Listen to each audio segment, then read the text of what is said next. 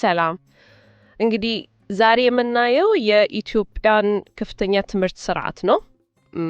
ትልቅ ለውጥ ውስጥ እንዳለ እየሰማን ነው እና ይሄ ለውጥ ደግሞ ከሀገሪቱ ሰፊ የቴክኖሎጂ እቅዶች ጋር እንዴት እንደሚገናኝ በጥልቀት እንወያያለን። ትኩረቱ ያው ከቲዮሪ ወጥቶ ተመራቂዎች በተግባር ምን ማድረግ ይችላሉ የሚለው ላይ ነው አሁን። ልክ ነሽ።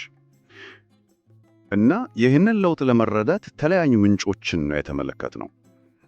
የትምህርት ሚኒስቴር ያወጣቸው የብቃት ማዕቀፎች አሉ። የውጤት ተኮር ትምህርት መመሪያዎች አሉ። እሺ። የአካዴሚክ ፕሮግራም ዕውቅና መመሪያዎችም አሉ። ከዛ ደግሞ የሀገሪቱን የዲጂታል ትራንስፎርሜሽን ስትራቴጂ እና የአርቲፊሻል ኢንቴሊጀንስ ፖሊሲ አይተናል በደንብ። እና የዛሬው ዋና ዓላማችን እነዚህ የትምህርት ለውጦች እና የቴክኖሎጂ ጎቦች እንዴት ነው ተናቦ እየሰሩ ያሉት፣ ለወጣቶቹስ ምን ትርጉም አላቸው የሚለውን መፈተሽ ነው። በጣም ጥሩ። እስኪ መጀመሪያ ከመሰረቱ እንነሳ። ይህ የትምህርት ስርዓት ለውጥ ለምን አስፈለገ? እኔ ባዩአቸው ምንጮች መሰረት አንደኛው ትልቁ ምክንያት በዩኒቨርሲቲ ተመራቂዎችና ገበያው በሚፈልገው ክህሎት መካከል ያለው ክፍተት ነው። እውነት ነው። ያ ትልቅ ነገር ነው አደል? እና ጊዜ ያለፈባቸው የማስተማር ዘመዶችም አሉ። ደግሞ የ21ኛ ክፍለ ዘመን የሚጠይቃቸው ክህሎቶች አሉ። ያው ጥልቅ አስተሳሰብ፣ ኮሚኒኬሽን፣ ዲጂታል ነገር፣ እነዚህ ሁሉ አስፈላጊ ሆኖ መጥተዋል። በትክክል። እና ይህንን ተከትሎ ነው አዲሱ የትምህርትና ስልጠና ፖሊሲ የ2023 እና አዋጅ 1263 2014 ይወጡት። ሁለቱም ውጤት ተኮር ትምህርት ወይም ኦቢኢ አውትካም ቤዝድ ኤጁኬሽን ላይ ነው ትልቅ ትኩረት የሰጡት። ኦቢኢ? አዎ። ዋናው ነጥቡ ምን መሰለሽ? ዝም ብሎ ይዘት መሸፈን አይደለም፣ ኮንቴንት ኮቨሬጅ ሳይሆን ተማሪው ትምህርቱን ሲጨርስ በተግባር ምን ማድረግ ይችላል፣ ብቃቱ ምንድን ነው የሚለው ላይ ነው ትኩረቱ። ተማሪውን ማዕከል ያደርጋል። ገብቶኛል። እሺ፣ ይሄ አካሄድ መሬት ላይ እንዴት እየወረደ ነው? እንዴት ነው የሚተገበረው? አንዱ ትልቅ መሳሪያ የቅድመ ምረቃ የብቃት ማለማት ማዕቀፍ የሚሉት ነገር ነው። ኮምፒተንሲ ዲቨሎፕመንት ፍሬምወርክ ወይም ሲዲኤፍ። ሲዲኤፍ? አዎ። ይህ ማዕቀፍ ያው ትምህርቱ ከስራው ዓለም ጋር አግባብነት ይኖረው፣ ውጤቱ እንዲለቃ፣ ባለድርሻ አካላት ኢንዱስትሪው ምናምን እንዲሳተፉ የሚያደርጉ መርሆች ይዟል። እሺ። ዋና ትኩረቱም ተማሪዎች ሊኖራቸው የሚገቡ ዋናና አጠቃላይ ብቃቶች ኮር እና ጄኔሪክ ኮምፒተንሲስ የሚባሉትን መለየት ላይ ነው። ከዚያ ተነስቶ ነው ስርዓተ ትምህርት የሚዘጋጀው። የውጤት ተኮር ትምህርቱስ ኦቢኢ እንዴት ነው የሚተገበረው? ያኛውስ? ኦቢኢ እሱ ደግሞ ትንሽ ወረድ ብሎ ተግባራዊ ነገር ላይ ነው የሚያተኩረው። ዋናው ሐሳብ ሁሉም ነገር ማለቴ የማስተማር ሂደቱም ምዘናውም ሁሉም ነገር ከተቀመጡ ግልጽ የመማር ውጤቶች ጋር መናበብ አለበት የሚል ነው። መናበብ? አዎ። ኮንስትራክቲቭ አላይንመንት ይሉታል። ከረጅም ጊዜ ግብ ፒኦኤስ ከሚሏቸው የፕሮግራም የትምህርት ዓላማዎች ጀምሮ እስከ ተማሪው ሲመረቅ ምን እንዲያውቅ እንጠብቃለን ፒኤልኦስ፣ እስከ እያንዳንዱ ኮርስ መጨረሻ ድረስ ምን ክህሎት መያዝ አለበት ሲኤልኦስ የሚለውን በግልጽ ያስቀምጣል። በደረጃ ማለት ነው። በትክክል። ከዚያ የማስተማር ዘዴውና ፈተናው በቀጥታ ከነዚህ ግቦች ጋር ይጣጣማል። ይሄ በጣም ወሳኝ ነው።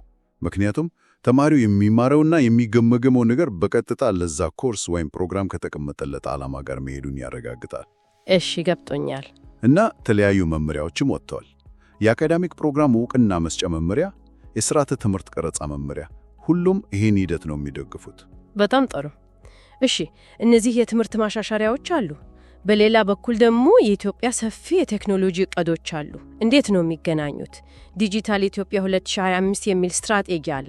አዲስ ብሔራዊ የአርቲፊሻል ኢንቴሊጀንስ ፖሊሲም አለ። በጣም የተሳሰሩ ናቸው። በጣም ነገሩ ሀገሪቱ በቴክኖሎጂው ዘርፍ ትልቅ ዕቅድ አላት። ሸባ ቫሊ አይነት የቴክኖሎጂ ፓርኮች እየተገነቡ ነው። የኢትዮጵያ አርቲፊሻል ኢንቴሊጀንስ ኢንስቲትዩት አለ።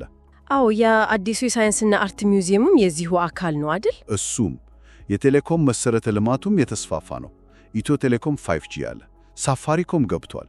ይሄ ሁሉ ለቴክኖሎጂው እድገት ወሳኝ ነው። እና ይሄ ከትምህርቱ ጋር ያለው ግንኙነት ምንድን ነው? ግንኙነቱ ግልጽ ነው። ያው የትምህርት ማሻሻያዎቹ ዋና ዓላማ ይህንን የሀገሪቱን የቴክኖሎጂ ምኞት ለማሳካት የሚያስፈልገውን ብቁ የሰው ኃይል ማፍራት ነው። ተማሪዎችን፣ ወጣቶችን ለአዲሱ ዲጂታል ኢኮኖሚ ማዘጋጀት፣ ክህሎቱን መስጠት ነው። እሺ ታዲያ ይሄ ለወጣቶች ምን እድል ይከፈታል? መንግስት ብቻ እኮ በ2025 ከ100,000 በላይ የሶፍትዌር አልሚዎችን የማሰልጠን ግብ እንዳለው ሰምቻለሁ። ልክ ነው፣ ትልቅ ግብ ነው። ግል ተቋማትም አሉ፣ አዲስ ኮደር፣ አንዴላ የሚባሉ። በጣም ብዙ አሉ። እድሎቹም ብዙ ናቸው። አንደኛ ወጣቶች ራሳቸው ክህሎታቸውን ማዳበር አለባቸው። ኮዲንግ መማር፣ ኤአይ፣ ሳይበር ደህንነት፣ እነዚህ ተፈላጊ የሆኑ ዘርፎች ናቸው። እውነት ነው። ሁለተኛ የቴክኖሎጂ ማህበረሰቦችን መቀላቀል ይችላሉ። ስታርታፕ አዲስ አለ፣ ሼባ አክሰለሬተር አለ። ከሌሎች ጋር መገናኘት፣ መማማር፣ አብሮ መስራት፣ ያ በጣም ይጠቅማል። ሶስተኛ በኢንኩቤተሮች መታገዝ ይቻላል። አይስ አዲስ፣ ጃምፕ ስታርት፣ ቬንቸር ሜዳ አይነቶች የገንዘብም የቴክኒክም ድጋፍ ይሰጣሉ። እሺ ከዛ ውጪ ደግሞ አሁን በጣም የተለመደ የመጣው በኦንላይን ለውጭ ኩባንያዎች መስራት ነው፣ ፍሪላንሲንግ። አዎ ፍሪላንሲንግ ጥሩ የገቢ ምንጭም የሆነ ነው። በአገር ውስጥም የተጀመሩ አሉ። ገበያ የሚባል መተግበሪያ ላይ የተለያዩ ዲጂታል ክህሎቶችን የሚገባዩበት። ሄፕ አሲስት የሚባል የጤና ኤአይ ቻትቦትም አለ። እነዚህ ሁሉ የስኬት ምሳሌዎች ናቸው። በጣም የሚያበረታታ ነው። ግን ችግሮችም እንዳሉ መዘንጋት የለብንም። ገለልተኛ ዘገባዎች በተለይ የበይነ መረብ መቆራረጥ ችግር እንዳለ ያሳያሉ። የመሰረተ ልማት ክፍተቶች፣ የገንዘብ እጥረት፣ የሰለጠኑ ባለሙያዎች ወደ ውጭ መፍለስ፣ ብሬን ድሬን የሚሉት ነገር። አዎ እነዛ ተጋዳሮች አሉ፣ በጣም ትልቅ ናቸው። በተለይ የኢንተርኔት ነገር ብዙ ጊዜ እንቅፋት ይሆናል። የፋይናንስም ነገር አለ፣ የብሬን ድሬንም ዩኒት ነው። ከባድ ናቸው። ሆኖም ግን ዋናው ነጥብ የተጀመረው የትምህርት ማሻሻያ አቅጣጫው እና በቴክኖሎጂው ዘርፍ ያለው መነቃቃት ሲደመሩ በጣም ተስፋ ሰጪ ነገር መፍጠራቸው ነው።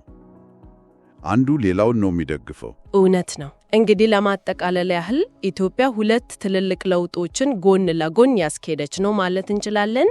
አንደኛው የትምህርት ስርዓቷን በክህሎትና በውጤት ላይ እንዲያተኩር ማድረግ ነው። ልክ ነው። ሁለተኛው ደግሞ በቴክኖሎጂው ዓለም እኔም አለሁ ብሎ ግንባር ቀደም ለመሆን መጣር ነው። በትክክል። እና እነዚህ ሁለት ጥረቶች በእርግጥም ማይነጣጠሉ ናቸው። የጋራ ግባቸው አንድ ነው። ወጣቱን ለዚህ ለዲጂታል ዘመን በሚያስፈልገው ክህሎት ማስታጠቅ። ተጋዳሮች እንዳሉ ሆኖ እነዚህ የተቀናጁን የሚመስሉ እንቅስቃሴዎች ለወደፊቱ ትልቅ እምቅ አቅም አላቸው። በጣም እንግዲህ ለመዝጊያ አንድ ሐሳብ እናንሳ። እነዚህ አዳዲስ የትምህርት ማዕቀፎች መላመድና የዕድሜ ልክ ትምህርትን እንደሚያበረታቱ አይተናል።